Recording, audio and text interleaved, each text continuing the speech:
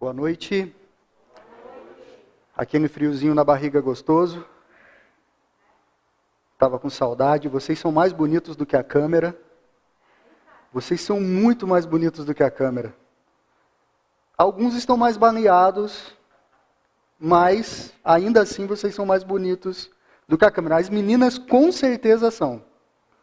O pessoal aí, os homens, pode dar um talento aí, viu, pessoal? Que alegria poder estar aqui de volta. O quanto é importante para mim como pessoa, como ser humano, poder estar aqui de volta. Como pastor, como gente, como trabalhador. E olha que não faltou trabalho na pandemia, certo? Mas poder ver vocês, apesar de não poder abraçá-los, para mim é uma coisa muito importante, muito importante.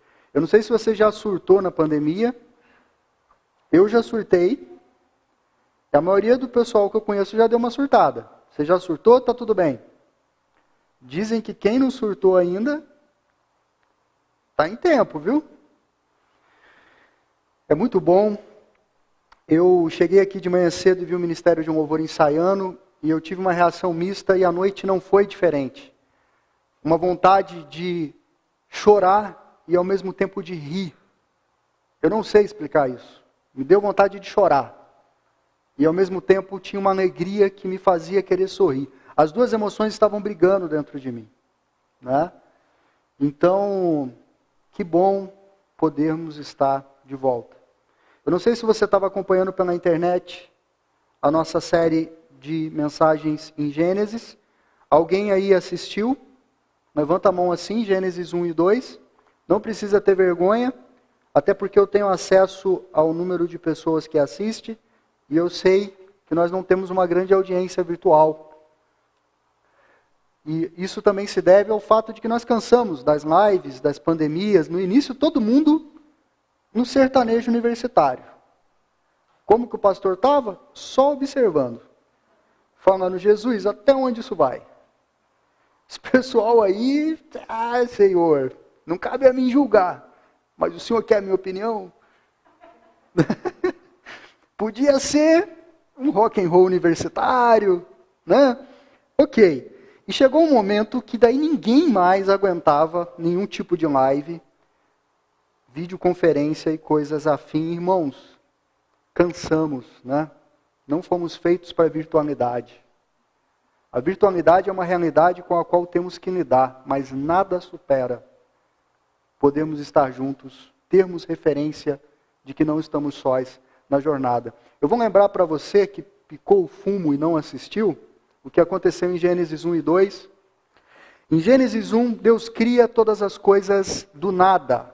Do nada. O verbo aqui é bará, e esse verbo aqui, ele mostra uma ação que somente Deus pode fazer.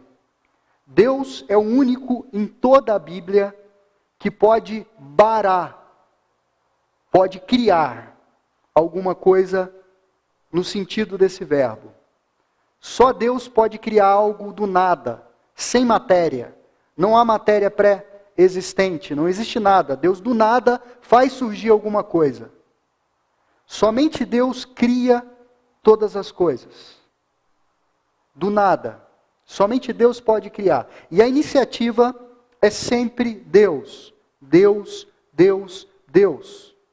Todas as nossas religiões dizem que temos que fazer coisas para ir até Deus. Quando nos aproximamos da Bíblia, percebemos que Deus faz de tudo para se aproximar de mim e de você. E isso fica mais claro ainda no capítulo 3 de Gênesis. No capítulo 1, Deus nos criou para vivermos em um ritmo sagrado.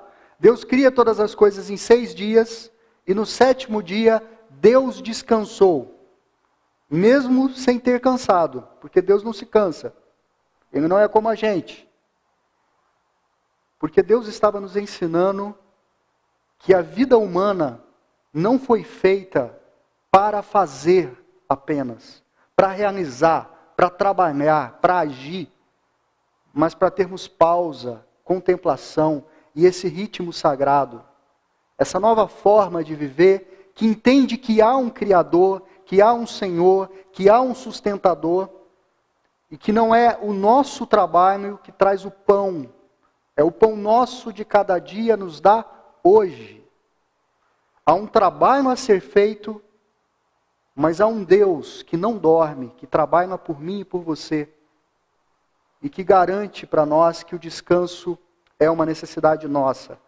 E aí em Gênesis capítulo 2, nós percebemos, e você sempre se pergunta para que você está aqui, a pergunta do propósito, quem eu sou, de onde vim, para onde eu vou, qual é a real razão de eu estar aqui, pois Gênesis já responde isso. Em Gênesis capítulo 2 está claro que Deus nos criou para cultivarmos jardins, a fim de que não se transformem em desertos. Deus nos criou para cultivarmos jardins, a fim de que não se transformem em desertos. Deus trabalha todo o capítulo 1. No capítulo 2 ele entrega o jardim para o homem, o jardim que ele fez, e Deus poderia fazer manutenção do jardim, mas Deus não faz. Ele entrega para mim e para você. Porque nós somos parceiros de Deus na história. Então o nosso trabalho não é cultivar o jardim, porque sem o trabalho do homem, até o jardim do Éden se transformaria num deserto. Para que você acorda toda segunda-feira cedo para trabalhar? Para que o jardim não se transforme em deserto. Para que o deserto, e aonde há deserto, seja transformado em jardim. É para isso que nós estamos aqui. Aprendemos com Gênesis 2 que nós somos feitos do pó da terra e do sopro de Deus. Deus nos forma da terra, do pó, num sinal de que nós somos vulneráveis, frágeis, prova disso o coronavírus, um micro-organismo que não conseguimos enxergar, mas que consegue nos levar a óbito. Somos vulneráveis. Somos feitos do pó, da terra. E também, nós somos divinos, porque em toda a criação, somente o ser humano, a humanidade, foi feita à imagem e semelhança de Deus e recebeu o sopro do Espírito de Deus. Então nós carregamos esse tesouro num vaso de barro, como diz o apóstolo Paulo, para que a excelência do poder e da glória não seja nossa. Temos grandes realizações a fazer, mas a glória é de Deus. E por fim, Deus nos criou para vivermos em parceria e para vivermos de maneira comunitária. Não nos criou para cultuarmos a Ele online. Você que está me ouvindo online, um beijo para o seu coração. Você não pôde estar aqui, talvez você faz parte do grupo de risco. Que Deus te abençoe, permaneça online. Deus te fez nesse momento para cultuar online. E aqueles que podem, dentro dos limites que nós temos aqui, Deus... Mas a verdade é, nada substitui a experiência de estarmos juntos. E aonde que tem isso? Você tem em Gênesis capítulo 1, 6 vezes a expressão, Deus viu que era bom, Deus viu que era bom, Deus viu que era bom, Deus viu que era bom. De repente no capítulo 2 aparece a expressão, Deus viu que não era bom. Se você é um leitor atento, você fala, espera, isso aqui está me soando diferente. Deus viu que era bom, Deus viu que era bom, agora Deus viu que não era bom. O que não é bom? Não é bom que o homem esteja só. A solidão não é boa, porque somos seres comunitários. Eu gosto do que Pedro Lombardo diz, em 1159, dizendo que Eva não foi tirada dos pés de Adão para que fosse sua escrava, nem da cabeça para que governasse sobre ele. Deus tirou-a do seu lado, para que ela fosse a sua parceira. E as mulheres amam isso aqui. Se você se sentiu oprimido, homem, vai mais uma para você, que o Matthew Henry vai dizer, 600 anos depois, Eva não foi feita da cabeça para superá-lo, nem dos pés para ser esmagada por ele, mas do seu lado, para estar ao lado dele em igualdade. sob o seu braço para ser protegida e perto do seu coração para ser amada. Legal, não? Quando você acordar de manhã, perceber que a sua mulher não está legal, recita isso para ela. Você vai ver que tem um potencial incrível nisso. Então nós temos em Gênesis 1 e 2 um quadro bem bacana que mostra muito do projeto, o que eu vou chamar de projeto original de Deus. Né?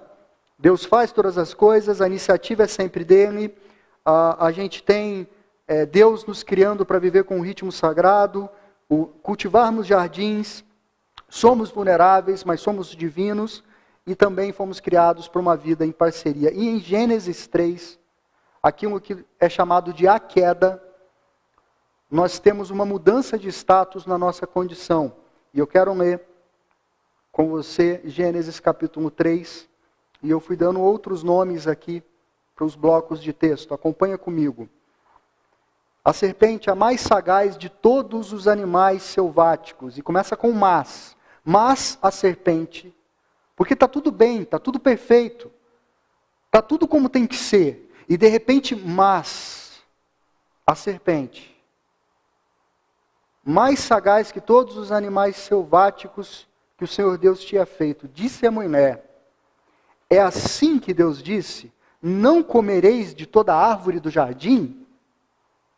Respondeu a mulher, do fruto das árvores do jardim podemos comer, mas o fruto da árvore que está no meio do jardim, dele, disse Deus, não comereis, nem tocareis, não chega perto, para que não morrais. Então a serpente disse à mulher, é certo que não morrereis. Deus mentiu para você. É uma mentira. Deus é mentiroso. É certo que você não vai morrer. Porque Deus sabe que no dia que dele comerdes, se vos abrirão os olhos, e como Deus, sereis conhecedores do bem e do mal.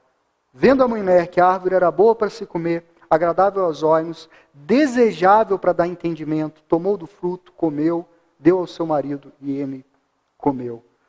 Então a gente tem aqui esse primeiro movimento que é a tentação. A tentação é o encontro do pior que há em você com o pior dos seres. O pior que há em você se encontra com o pior dos seres. A tentação, ela nunca é a respeito daquilo que você tem. É sempre a respeito daquilo que você não tem. Você não é tentado por algo que você possui. Aliás, você não dá nem moral para as coisas que você possui. Via de regra, a gente dá atenção para as coisas quando a gente perde muito mais. A gente deseja apenas aquilo que nós não temos. E isso é absolutamente legítimo. Por exemplo, nesse exato momento, eu desejo ter $50 mil na minha conta. Legítimo. Então, mais alguém aqui deseja isso? Os caras... o resto é tudo santo e anjo, né? Só eu desejo. Né? Agora, se eu passo pelo banco e eu me sinto tentado a roubar, ou a roubar do meu próximo, esse desejo ele já não é legítimo. Ele já está tomando um caminho que é o caminho da sombra. É o caminho da serpente. Então o que aconteceu no princípio, Ricardo? Que as coisas chegaram onde nós estamos. Primeiro, nós acreditamos que Deus é mentiroso. Nós acreditamos que não morreríamos e que poderíamos ser deuses. Não precisa ser nenhum gênio para perceber que isso não mudou muito. Como que as pessoas ainda vivem hoje? Querendo Ou até existem linhas de espiritualidade e de esoterismo que vai dizer isso, que você precisa despertar o Deus que há em você, e que você é imbatível, e que toda a força que você tem está dentro de você, e que você é autossuficiente, que você não precisa de nada, que você não precisa de ninguém. Gênesis 3 está dizendo que essa é a história da serpente. Você pode ser como Deus, mas você nunca, na verdade, poderá ser como Deus.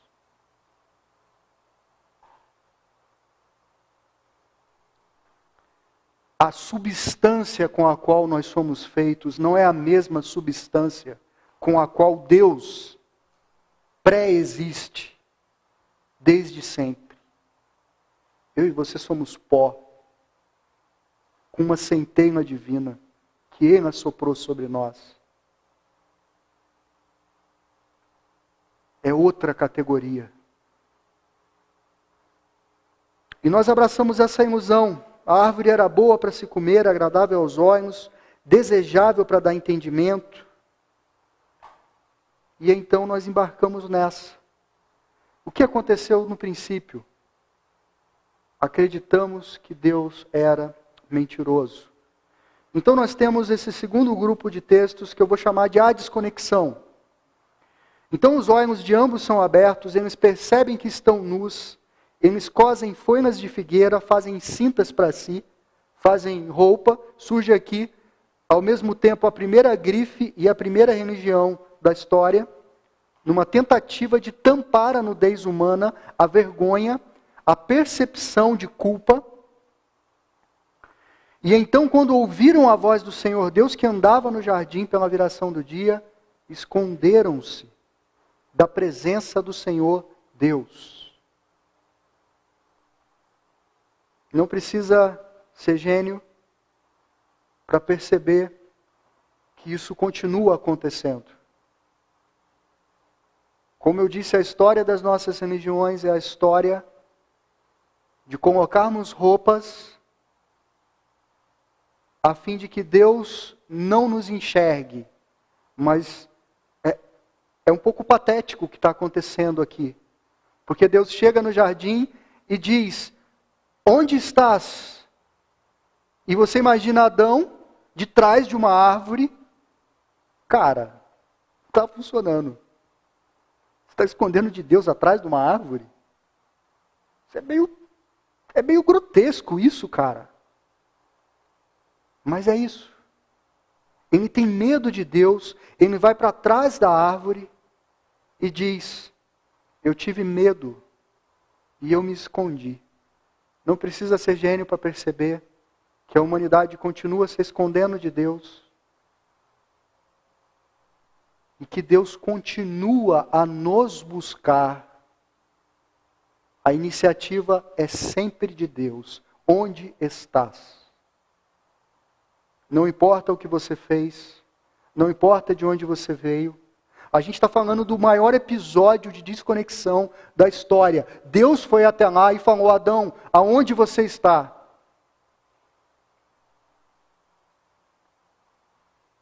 E Adão escondido. Então Deus pergunta: alguém te fez saber que você estava nu? Você comeu da árvore que eu disse que era para você não comer? E ele diz: eu não. A mulher que o Senhor me deu. Ela me deu e eu fui praticamente forçado. Eu não queria, eu falei: olha, não é legal fazer isso. Você não sabe a força que você deu para essa mulher. Você tinha que ter feito ela mais fraquinha. Podia falar menos também. Mas, ok. Gente, eu estou me vingando da Nanda, porque agora não tem mais culto infantil, né? Pandemia. Então, assim, hoje de manhã a Nanda sentou ali e ela me ouviu falar por 40 minutos. Ela tem 5 anos de idade, faz 5 anos que eu ouço ela falar. E não para de falar. E fala, e fala, e fala, e fala. E hoje eu me vinguei, ela chegou em casa e falou assim: nossa papai, como você fala, hein? Não acabava nunca. Aí eu falei: é o dia da caça. Faça a vida dá voltas, irmão. Você pensa que não? Falei: hoje à noite você vai... Não, não vou não. Você vai sentar lá para você ouvir seu pai, menina. Então, Deus vai até a mulher. O que você fez? Ela disse, a serpente me enganou e eu comi. Então nós temos aqui uma desconexão. O homem se esconde de Deus. O homem passa a culpar a Deus, né? E a gente percebe que isso ainda acontece. Isso ainda é uma realidade. Nós culpamos Deus por coisas que são responsabilidades nossas, tais como coronavírus. Nós culpamos Deus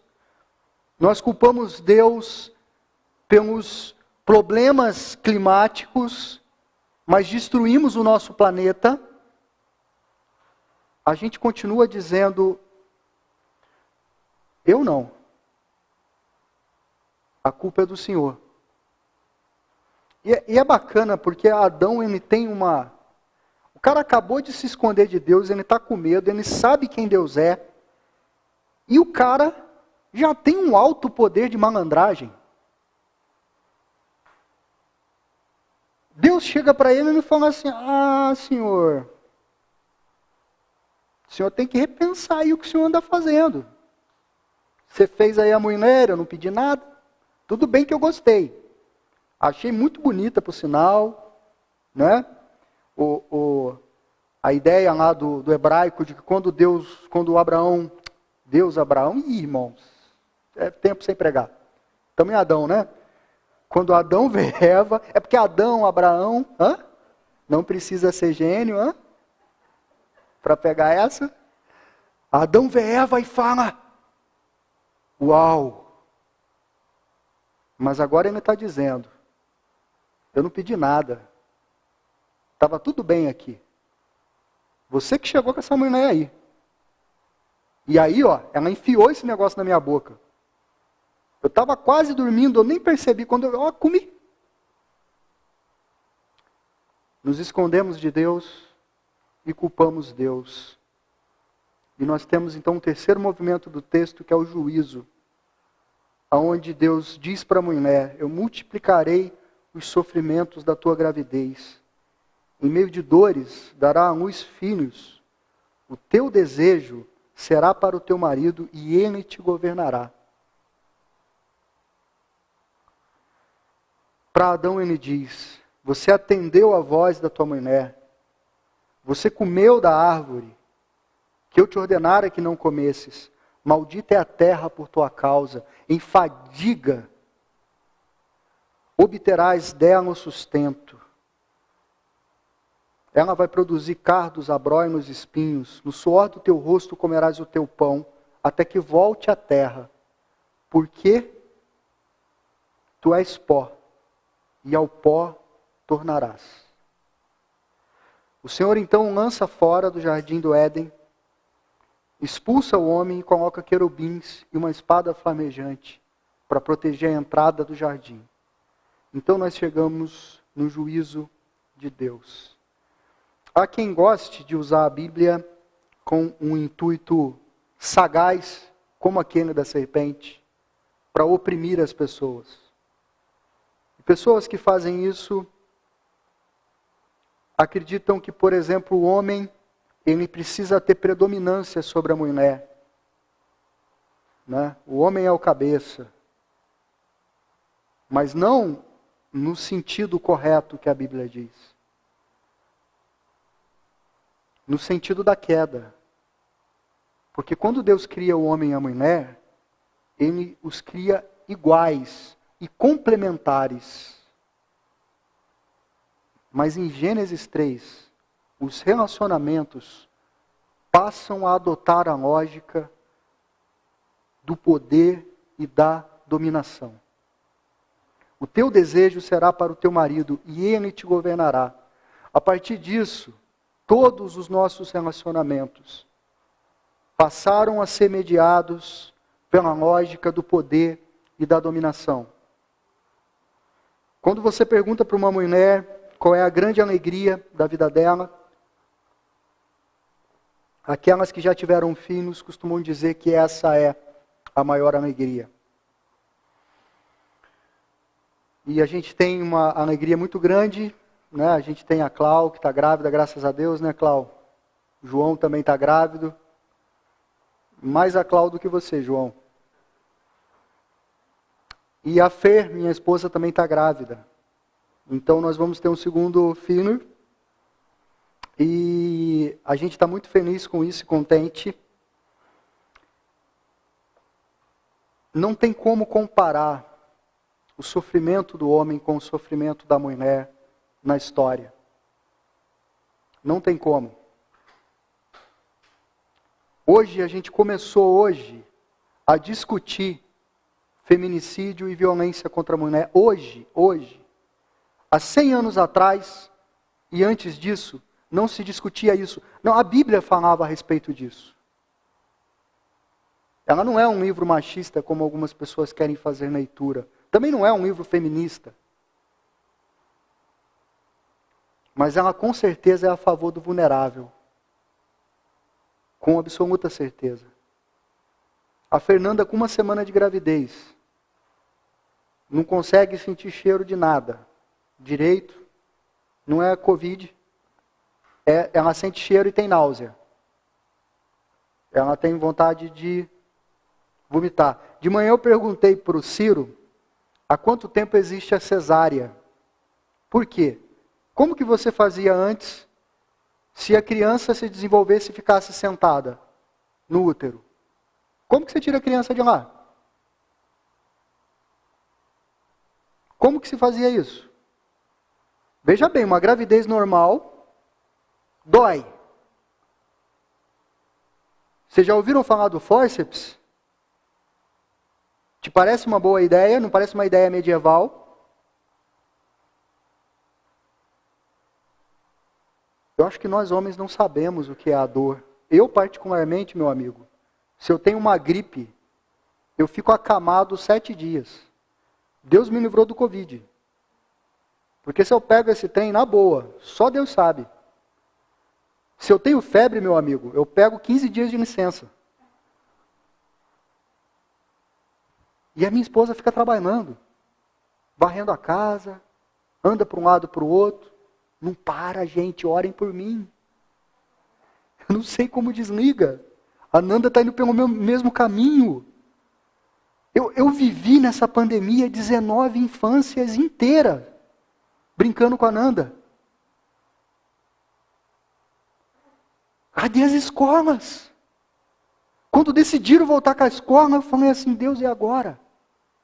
Pode voltar e desgraçar tudo, né? Estamos aí 300 anos dentro de casa, fazendo tudo direitinho, vem a escola e arrebenta, né? Pega a Covid, 1 semana. Mas eu falei, eu não aguento mais 1 semana. Papai, vamos brincar.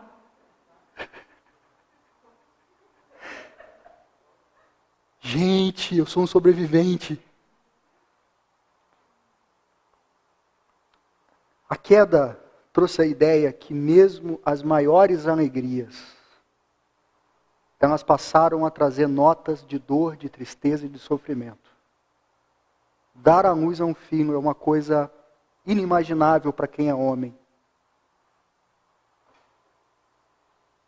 É a maior alegria que muitas mulheres dizem, essa é a grande alegria. Mas ainda tem uma nota de dor e tristeza. Então o que a gente percebe é que tudo foi afetado. A terra é maldita, ela produz espinhos. A gente percebe que o trabalho se tornou pesado e custoso. Ele não é mais justo. Você já parou para pensar quanto você precisa trabalhar para, por exemplo, comprar um carro popular? Que hoje não é nenhum luxo. Praticamente no mundo moderno, há uma necessidade de locomoção enorme. Agora voltamos para uma ideia de home office, então talvez mude um pouco. Nós fomos então expulsos do jardim. Então é isso que aconteceu. E a gente poderia terminar aqui, mas o que a gente tem é que mesmo no texto mais caótico do princípio, ainda tem nota de esperança. Ainda há uma nota de esperança. Quando Deus vai lançar a condenação sobre a serpente, Ele diz: eu vou colocar inimizade entre ti e a mulher, entre a tua descendência e o seu descendente. O filho de Eva vai te ferir a cabeça, e você vai ferir o calcanhar dele. Aqui não é a serpente que você vê no Discovery Channel. Não é isso. A serpente aqui é a antiga serpente, é o capiroto, é a coisa ruim. Os teólogos são unânimes em concordar que essa é a primeira profecia de que o filho de Eva pisaria a cabeça da serpente. Quem é o filho de Eva que pisou a cabeça da serpente? Jesus Cristo. Esmagou a cabeça da serpente. E naquela cruz, a serpente feriu o calcanhar dele. Nesse mundo perfeito de Gênesis 1 e 2, não há morte, não há dor, não há tristeza, não há doença, não há maremoto, não há desgraça nenhuma. O homem é amigo de Deus, não tem religião, porque você não precisa de religião, você conversa com Deus, você anda com Deus.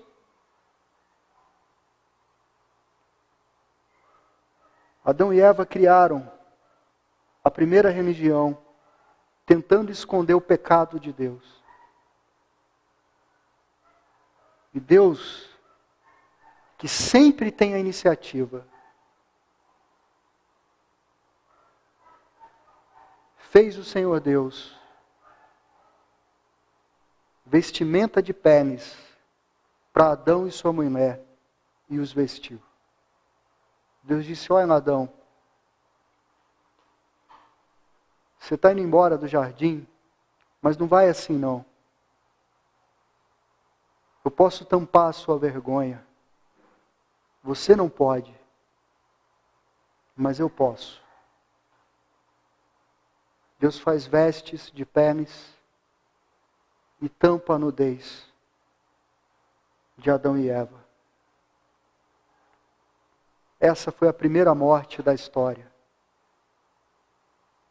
O Cordeiro de Deus que tira o pecado do mundo foi morto para que a nudez de Adão e Eva pudesse ser coberta. O Cordeiro que foi imolado, morto, antes da criação do mundo,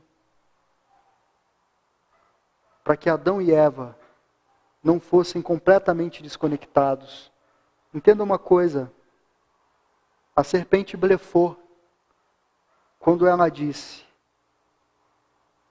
vocês não morrerão.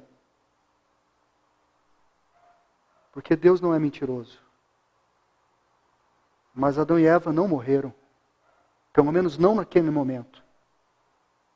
Por que não? Porque alguém morreu no lugar deles.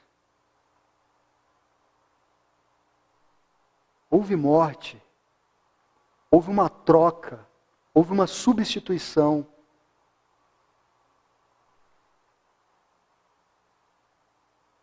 É isso o que a Bíblia chama de evangelho.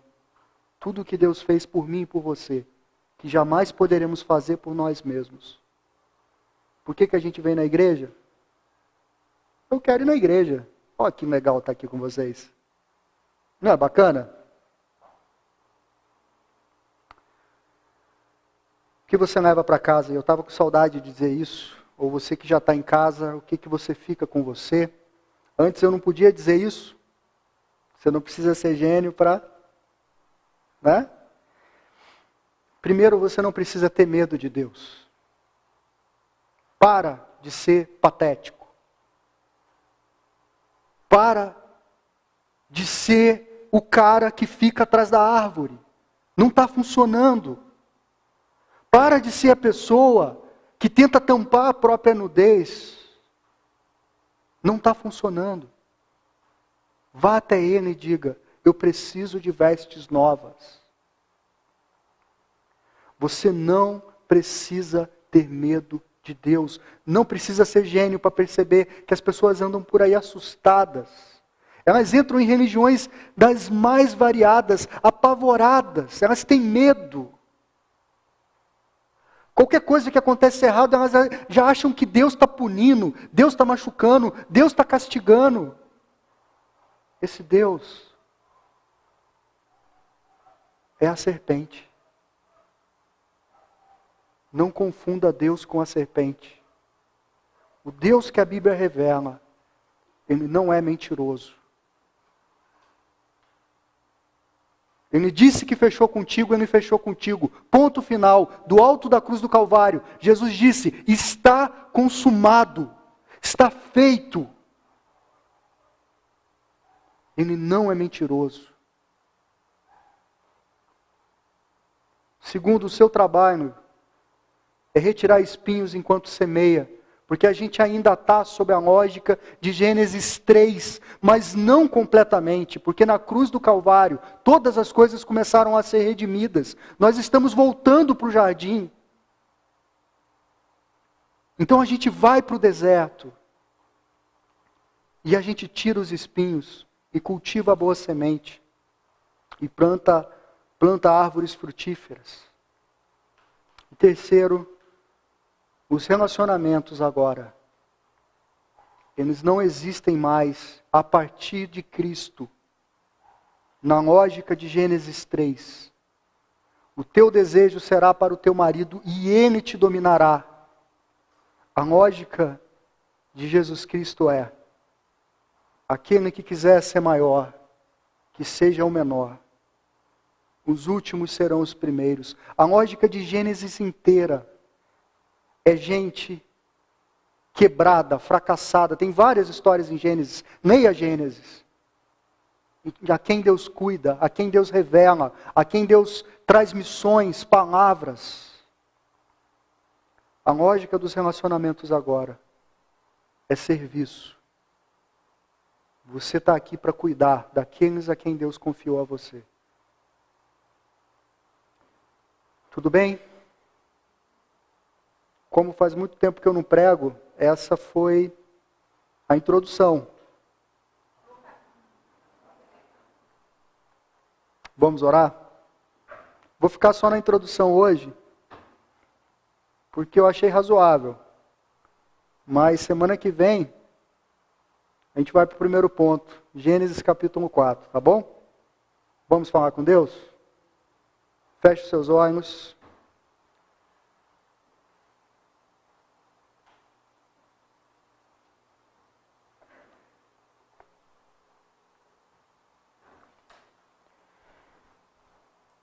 Se você ainda tem um registro na sua memória de um Deus que pune, que castiga, eu queria que você pedisse ao Deus que é amor, que arrancasse essa ideia da sua cabeça.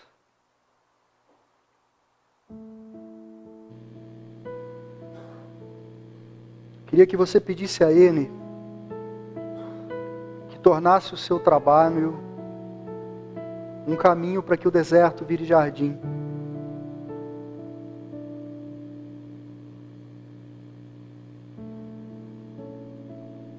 E que você pedisse a Ele a graça de poder cuidar do seu cônjuge,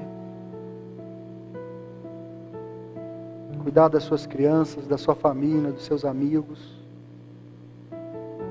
cuidar dessa comunidade, essa família que o Senhor tem ajuntado aqui.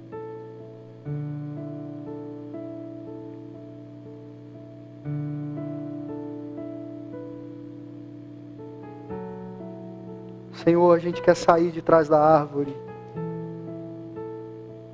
parar com essa bobeira ridícula de fugirmos da Tua presença. Não há lugar nesse mundo que nos esconda da Tua presença. Não há lugar nesse mundo que a Tua presença não preencha. Deus, nós queremos nos render, parar de fugir, parar de maquiagem. A gente quer se aproximar do jeito que é, com vergonha, com nudez, com culpa, com medo,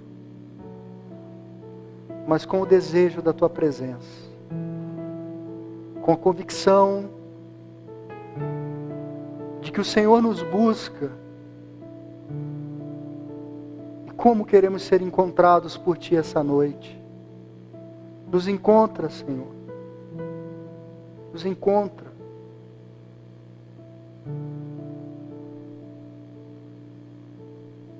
Amanhã, Senhor, segunda-feira, para a maior parte de nós, é dia de trabalho. Alguns com trabalhos extremamente satisfatórios, outros tentando ainda encontrar significado. Que a todos nós o Senhor dê a chance de transformarmos desertos em jardins. E Deus, nós pedimos que o Senhor cuida da gente, dos nossos, e nos faça pessoas cada vez mais comunitárias, com uma família cada vez maior.